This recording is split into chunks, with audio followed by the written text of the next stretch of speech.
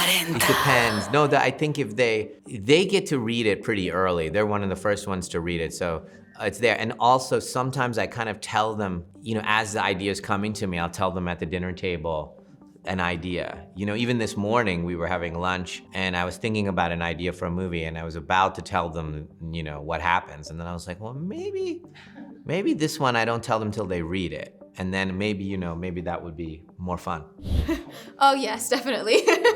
It was sort of a sacred thing in our family. My dad obviously loves scary movies, and so your parents show you things that they love, and so we were from a young age watching, not too crazy too early, but scary movies was a part of our life. And when we were little, I think Poltergeist was like the movie that we watched all the time when we were small, and then we watched a lot of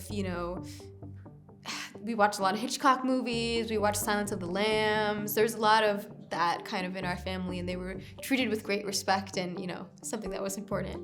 Yeah, first of all, I would say there's a distinction between horror and supernatural thrillers. There's a difference between like thrillers that touch something super scary for a moment, which is kind of, I know I'm nuancing it a bit, but that's why when people say, oh, you do horror, I'm like, do I? I'm like, that's interesting, but so it can sometimes wash over everything. So I think in our family, the two older girls love scarier things and the younger one doesn't like scary things. No, I definitely get surprised the first time reading it because he likes to keep it secretive even from us.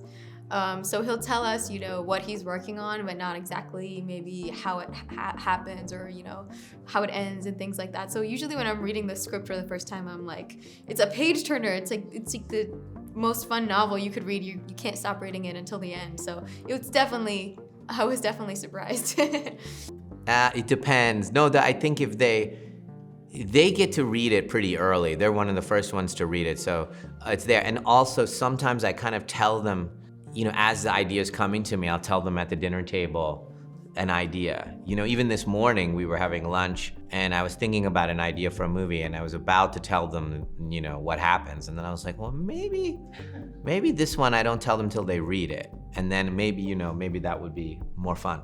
I had a sort of broad outline of what the film was going to be about, so I knew that part of it.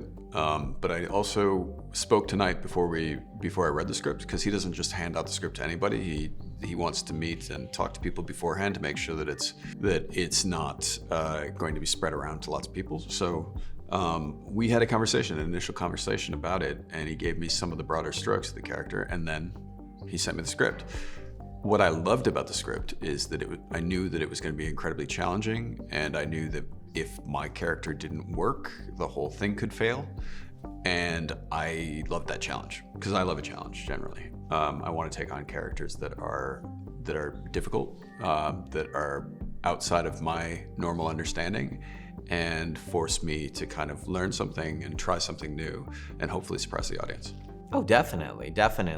We didn't go to concerts to things that I didn't know a lot about because either I was already invested in who they were listening to, or they told me, or they were falling in love with somebody that I was interested in and I exposed them to. But I took them to an early concert for Adele before she became big. So she came to our hometown and played a very small venue, so we got to see her really close, and it was a very intimate concert. It was amazing.